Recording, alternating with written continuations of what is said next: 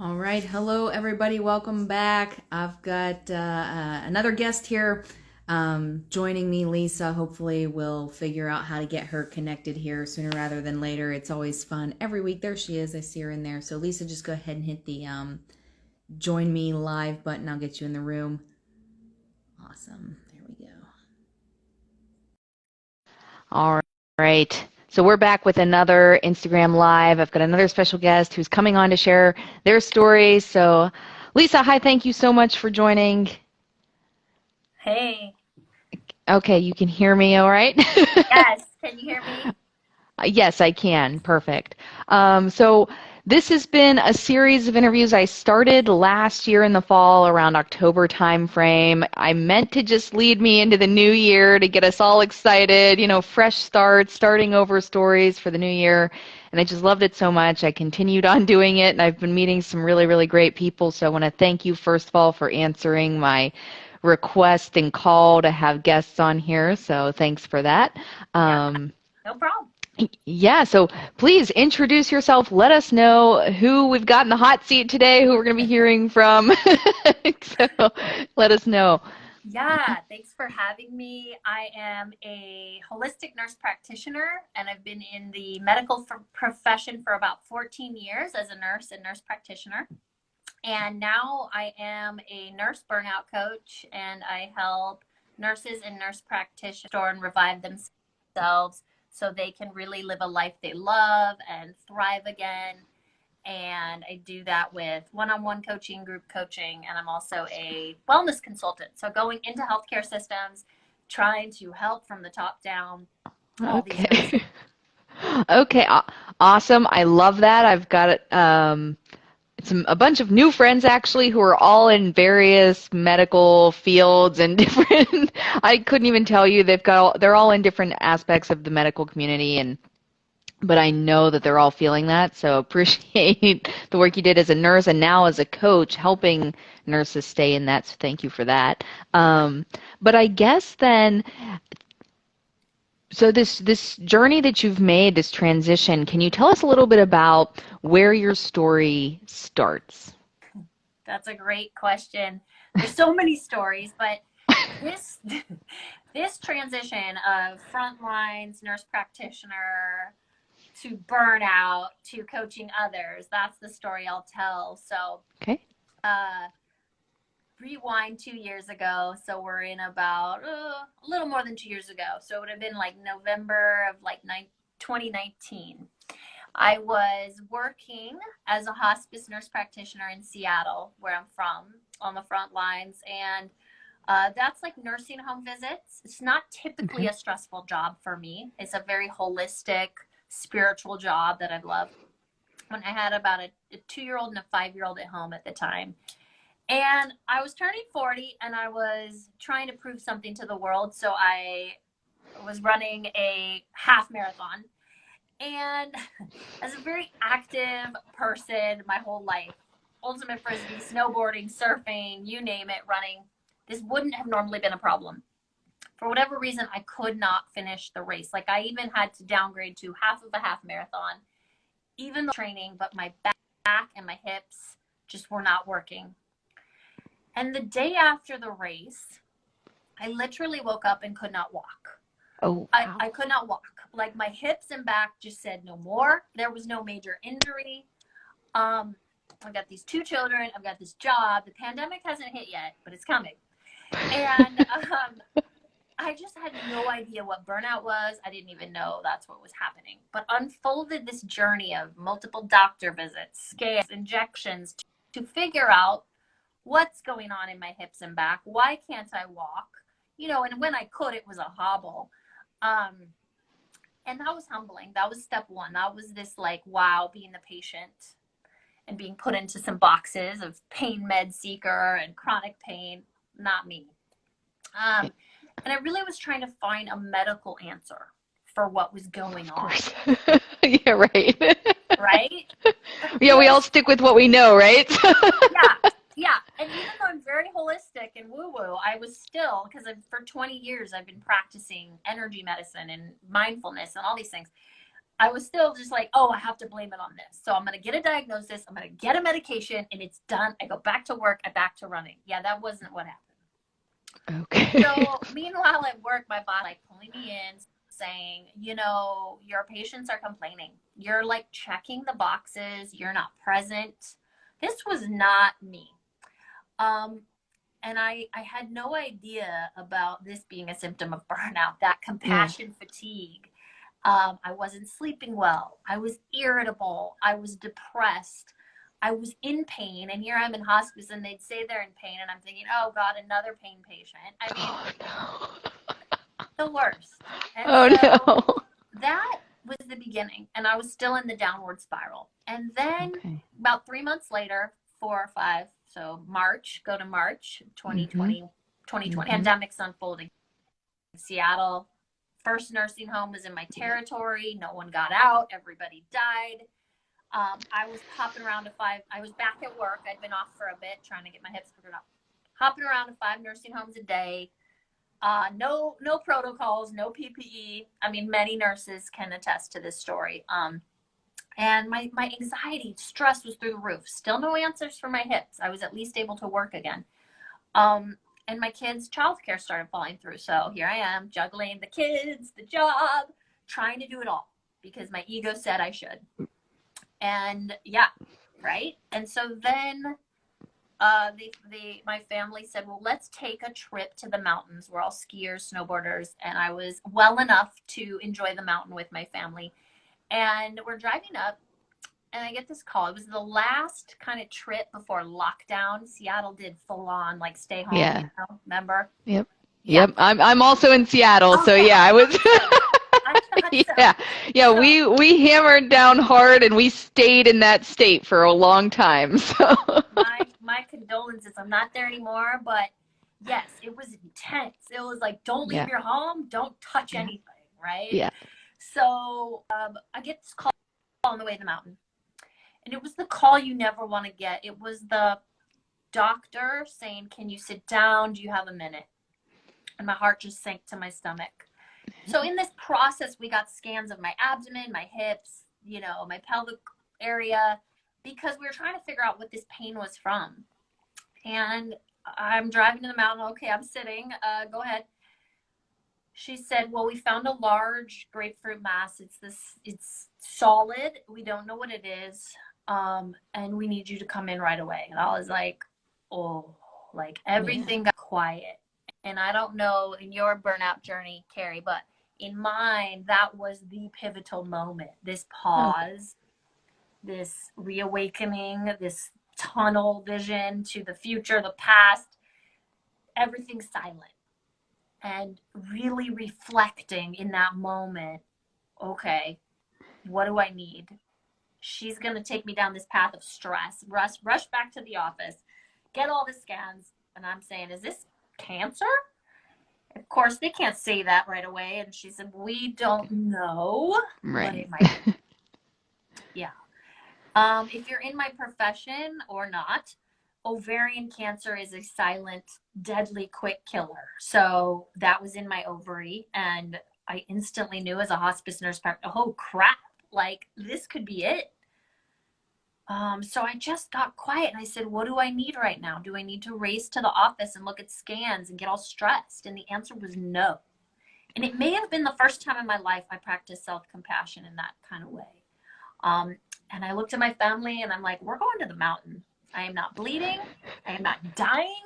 Well, maybe dying, But if I'm dying, where do I want to be? And if I Yeah. go down the path with the doctor, I'm going to be in victim mode and I'm going to be depressed. So we went to the mountain. I got to get on my snowboard with some pain, but totally safe. I mean, nothing was like happening, and I was riding in powder. My 2.5 year old got on skis. I mean, we just had this beautiful time. And I remember those moments on the mountain of, wow, I could be dying. Where else would I want to be? Yeah. How else do I want to feel? What else do I want to do for myself? Be with my family, laugh, be on a mountain. And that changed everything. Yep. Yeah. Yeah, and if you don't, I want to take a moment and pause on that here because I think that's a theme I've heard a lot is there's kind of this self-reflective moment that you have at some point in your life where you just say, I can't continue the trajectory that I'm on. And we actually start asking ourselves, as you said, self-compassion to say, what do I want? And Yeah. I think that's really amazing. So people out there who are watching this and listening, you know, ask yourself, when is the last time that you've asked yourself, what do I want? Yeah, totally. And I took that question became the foundation of healing. And it became the foundation of healing this Amazing. burnout that I'd probably been experiencing for 14 years, Yeah. since nursing school, let's be honest. And Yeah. graduating from nursing school, you are not like, it's like graduating from a spa day. Like, you're tired, you're exhausted, you're low on the totem pole, and then you're thrown into the wolves. So, um, this unfolding was understanding that my mind and body was creating illness. Now, that doesn't mean Hmm. all illness is like created up here. That's not what I'm saying. Right. But in my case, I realized that it was stress causing problems in my hips, my back, Yep. and this cyst. And so here we go. Because I'm human, we get back to the city. We had that great trip. Now, then I spiraled. Then I did victim. Then I did anxiety.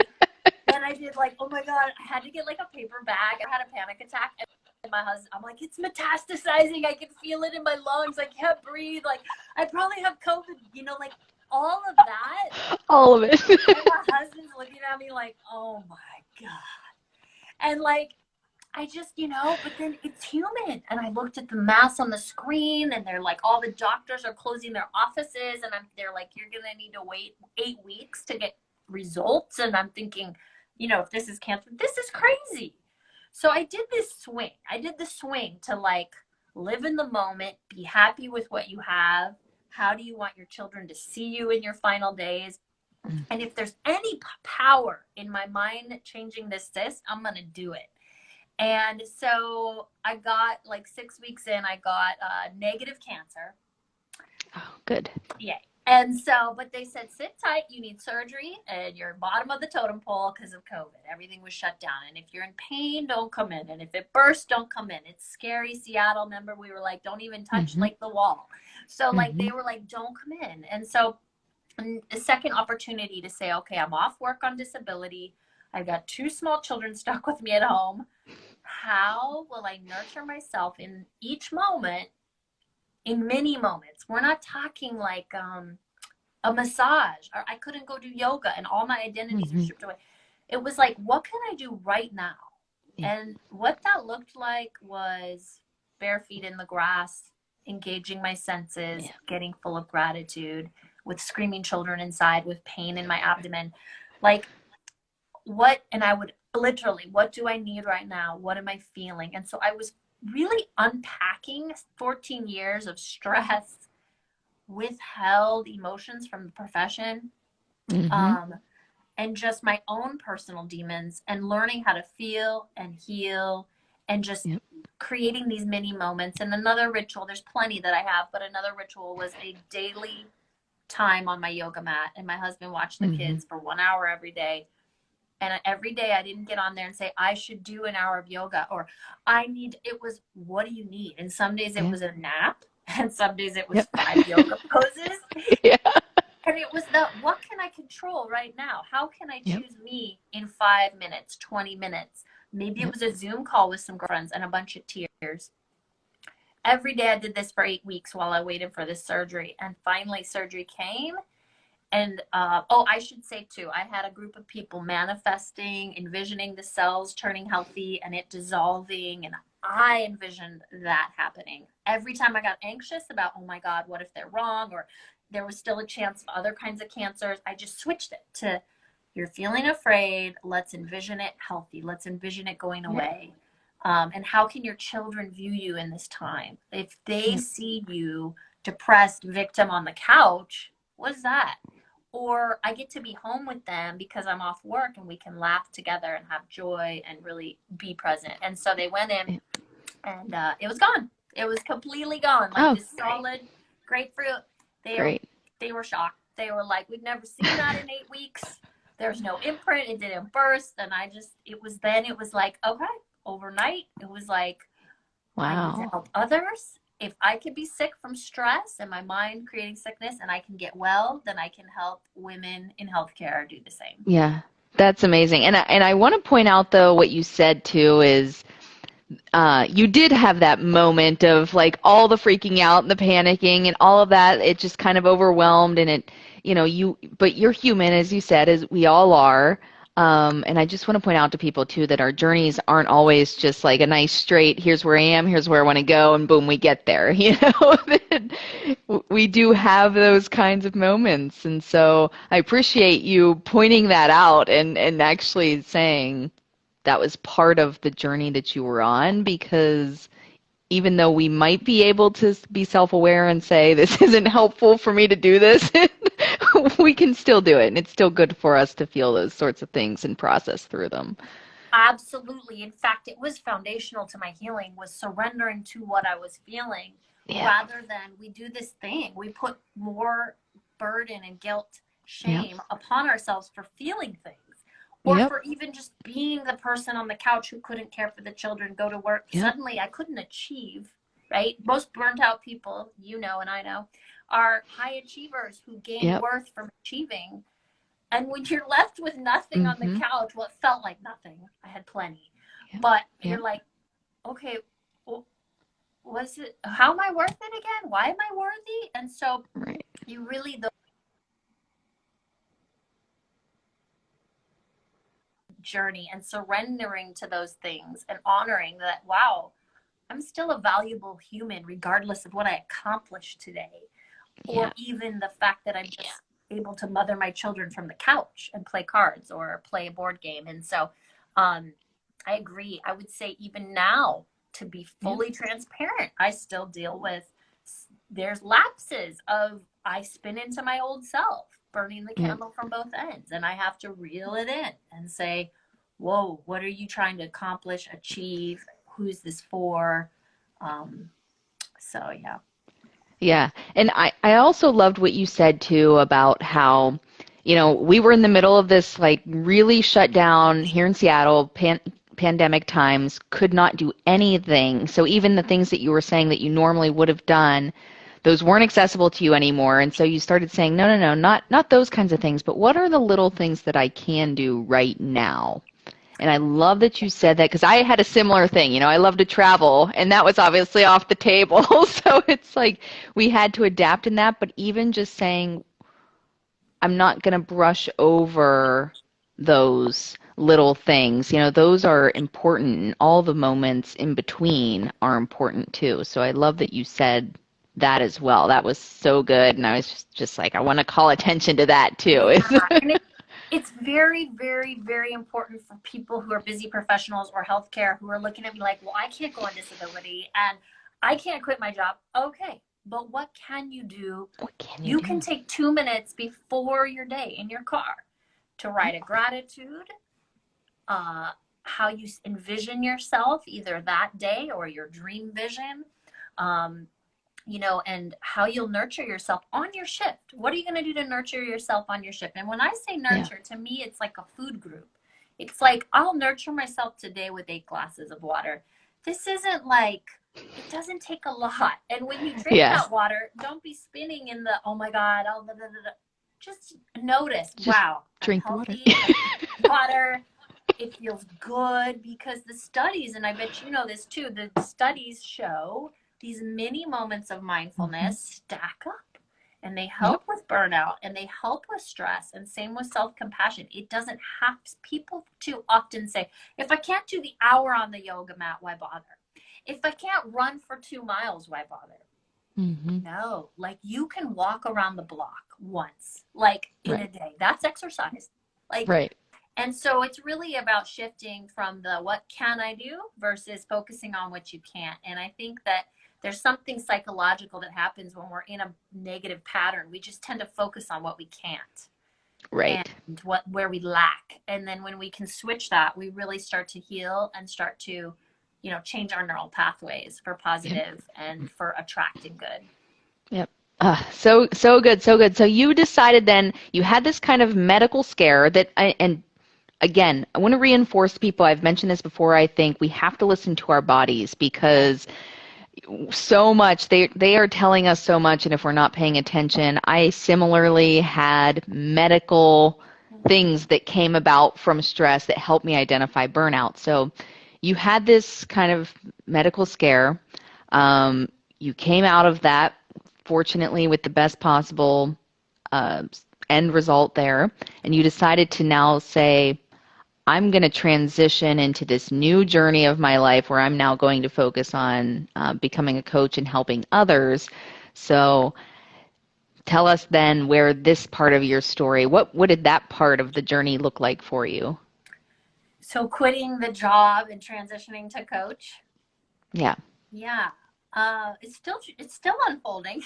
But I mean, Okay. you know, literally it was, I did try to go back to work.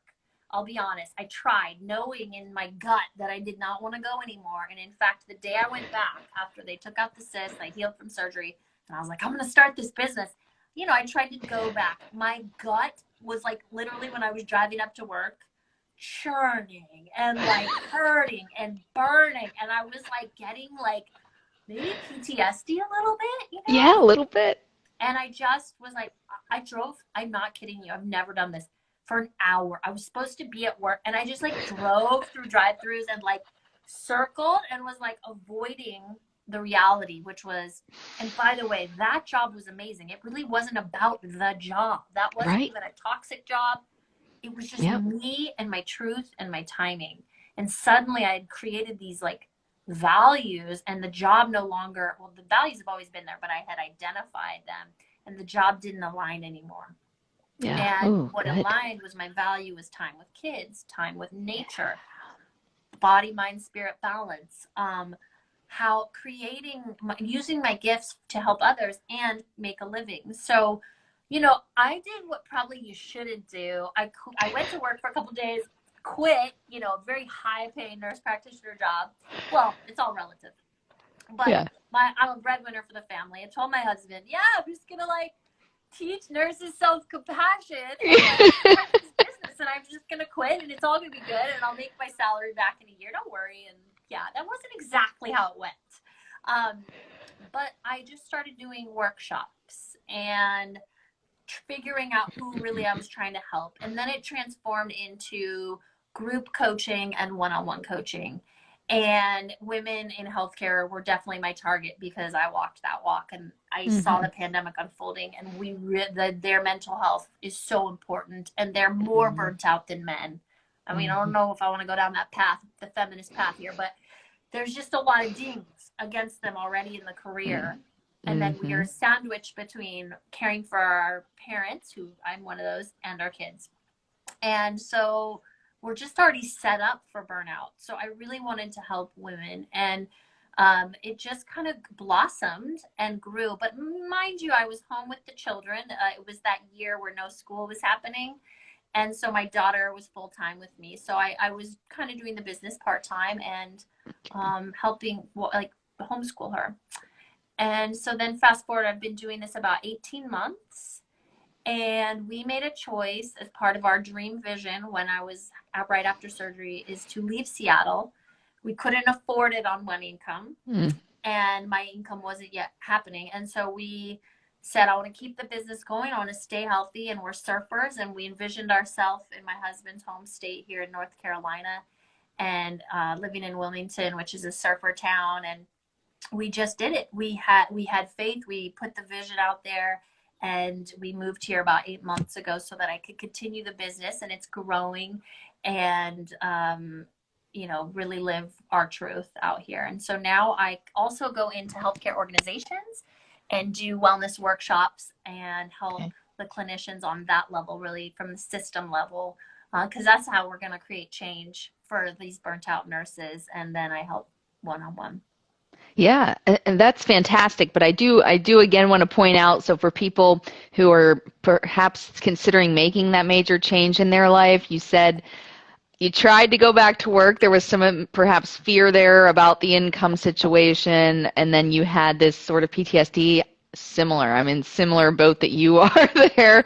Um, so that was probably a challenge that you faced here, but what other challenges did you kind of find yourself coming up against when you really made this transition that you found yourself either overcoming or perhaps are still dealing with?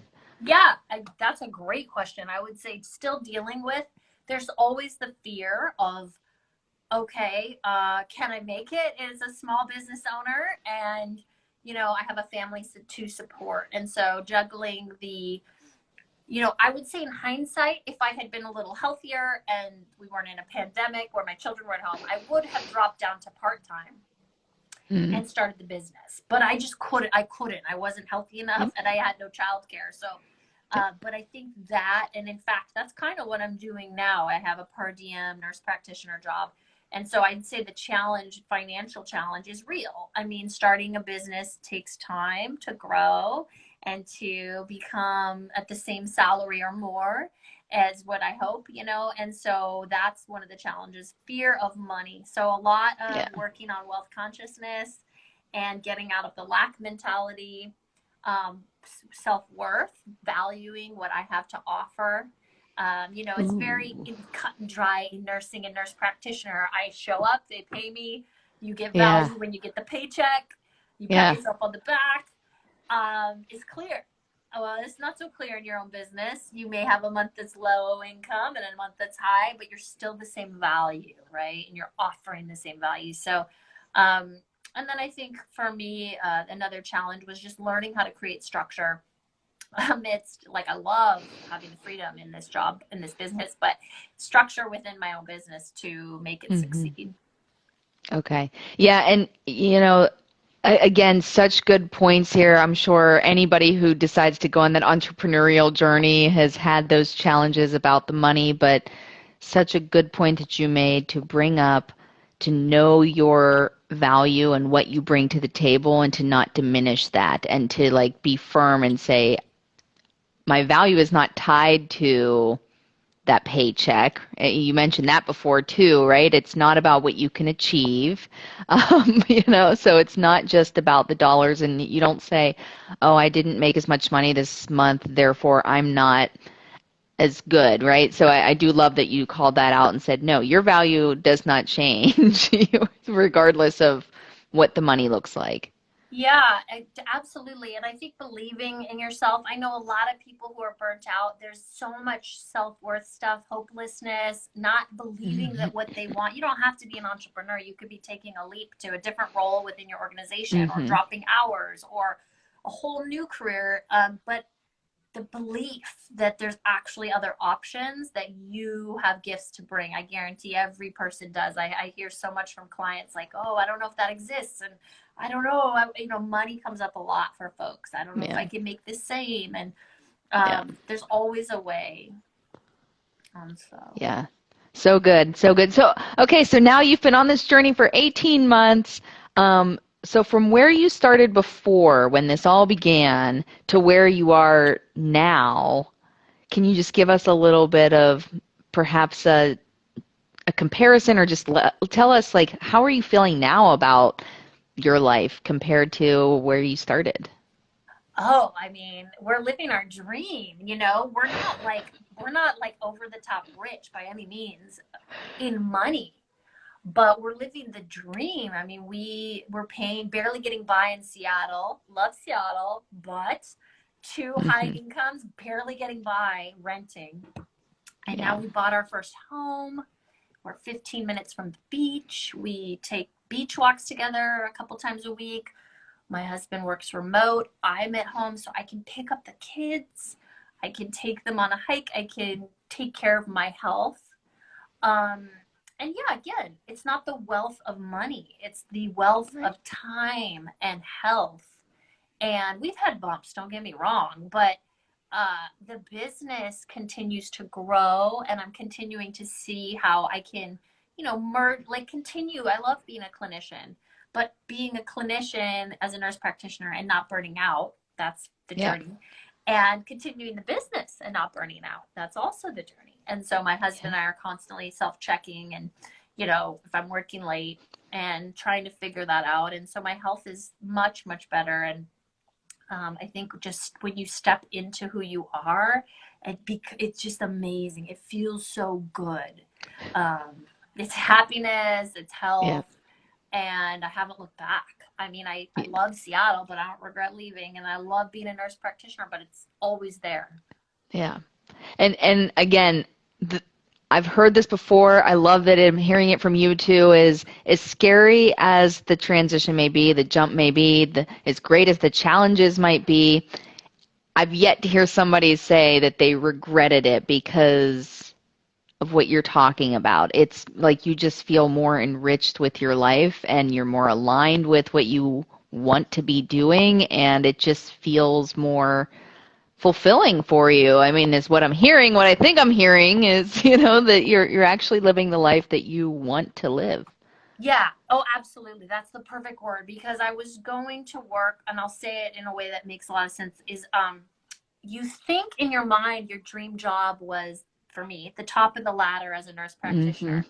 Then you Mm-hmm. get there and you're like, oh, wait, this is not feeling good. Like, it looks good on paper and you Yeah. get accolades for the degrees and the pay, Yeah. but it wasn't. I mean, again, I like it in my own controlled, like, environment, not in a 40 hours suck the life out of me kind of a way, or 60 Yeah. hours a week. And it's hard to find that balance. You can't, as Yeah. far as like staying in the career and not having that happen. But that that feeling compared to doing, like, I get energy from my clients. I get joy. I receive. I don't go and dread it. And like, Yeah.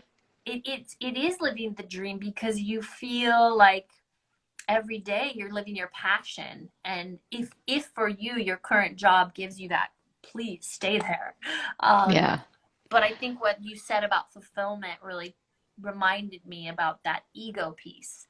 And then people feel guilty, like, well, I should be happy and I have everything and others want what I have. Okay, but are you happy? And like, Right. and yeah, you spent money on that degree, but if you're not happy and you're not giving your gifts, we can pivot. Yeah. Oh, it's so good. I love everything that you've just said there. It's so true. I'm sitting here saying that's exactly right. On the same Awesome. same story. You think you're pursuing something, you think this is what you want, was going to make you happy, and then one day you say, "Well, maybe not so much." But you don't want to get stuck in that trap either. But again, following through with it, and the thing that I heard you say that I really, really love is that what you're doing now actually energizes you. Yes. And because I'm a big fan of that as well. And I think that our lives should energize us. So if you're burning out and it's draining you, then it's time to maybe evaluate there, because life really should energize you and feed you, feed your soul and feed your mind, body, soul, like on a daily basis. And it is possible. So I'm so glad to hear you say that. Yes, absolutely. Energize, nurse your soul is the name of my Yep. business, is on a daily basis. And if you feel like, okay, I can't make a big leap, or I have a family to support, you can still, in your current situation, create rituals to nourish your soul. And sometimes that's a vacation, sometimes that's a weekend where it's all about joy, filling your cup. Sometimes it's right after work. It doesn't have to, you don't have to take the big leap, right? Like overnight, like Yeah. I did. I mean, you can create the vision and have a plan working backwards. And then Yeah. what's the next positive action step to get you to who you want to become? And Yeah. those, I think Kari and I are probably still doing that with our business. Yeah. What's the next positive action step I can take to become that person down a year from now? Yeah, I started my journey back in 2015. So, and I'm still on it, but, it is exactly that. It's just what's the next step that I can do. Okay, so I want to ask you then if there's one thing that you would like to tell people for them to take away, what would you say to them right now? Oh, one thing. It's Yeah. really just, I want you to ask yourself, how can I nurture myself in this moment? Everything else doesn't matter, thoughts and emotions. But in this moment, how can I nurture myself? And if the answer is I'm busy, well, then how can you nurture yourself today? And that will be contagious. Your brain, when you do it and it feels good, your brain will go, oh, I want to do that again and again and again. And it might be deciding that you actually take lunch breaks because that's what you're supposed to do. And you enjoy that lunch and you go outside. That might be your nurture. And just celebrating when you do. It doesn't have to be big, but instead of focusing on all the things you couldn't do today, just think about, wow, I actually did go exercise for 30 minutes today amidst a chaotic day. This is real. This is what I'm saying. I actually went to exercise today, and I'm going to pat myself on my back. I can't do anything more, but I did that. Yep. And I'm proud of myself. Yep. So good. And I just want to reiterate, because these are the same things that I say as well, is you said nurture yourself right now in the moment, what's going to be good for you to do right now, and then give yourself credit for what you do. Love it. I love it so much. So I want to thank you, first of all, for coming on here, but I would like to give you a chance to kind of self-promote away. Let us know what we can do to support you, where we can find you, what you've got coming up. Tell us everything that we need to know so that we can support you. Awesome. Yeah, this has been so fun, Kari. Okay, so Nurse Your Soul with Lisa. That is how you can find me here on Instagram, Nurse Your Soul with Lisa. And same with Facebook, Nurse Your Soul with Lisa. And that is in Facebook. I invite any women in healthcare to my free Facebook group, Burnout to Bliss for females in healthcare. You can just message me or click on my link tree and you'll see it there. That's where I have lots of free value, a lot of content, community support. And then I love to offer for anyone listening to this a free 30-minute one-on-one self-nurture session. And we'll go through some of your barriers to thriving and a plan to get you where you want to go. And if we have time, a little guided practice. I do some self-compassion, mindfulness, energy work, that type of thing. And so again, you could DM me or you can click in the link tree for that. Okay, that sounds, hey, I might be clicking on that. That sounds like a great benefit for us. So again, follow Nurse Your Soul with Lisa, DM, or click on the link tree to get that free 30-minute session. Those are so beneficial. I know I've done them myself. I meet with other coaches in the industry, and we're just, in 30 minutes, you'd be so surprised at how really just things can click into place for you. So thank you for offering that. Again, thank you for being here. Such a great story. I'm glad to hear that things worked out medically for you. But such a good story, and you had so many good things that you were sharing, and that I'm just over here, yes, yes, yes. Hopefully everybody else is picking up on that. So thank you again, Lisa, for being here. Yes, this was so fun, Kari. Your people are lucky to have you. Such good wisdom. And, guys, it's so great to have accountability. Whether you think it or not, that is the key. I had coaches. I had groups. I still do. Yep. It's not like we just become this coach and we stop growing. And so I just encourage you to continue to reach out to Kari or me if I resonated. And yeah, I'd love to have you come talk to my Facebook group sometime, Kari. So absolutely. I love to talk. Awesome. I have such a hard time listening sometimes because I just love to talk. But everybody's got such great stories that it's easy to sit back and let other people kind of take the reins for a moment. And I love it. But again, thank you so much. And everybody check out Lisa. Watch this. This will be posted on the replay, so it'll be right here on Instagram. And I have finally figured out how to upload things to YouTube as well, so eventually it will be out there for people a little easier to find than just on the Instagram platform. So I will let you know when that goes live. Awesome. Thank you so much. Have a good day. All right. Thank you. You too. Bye. Bye.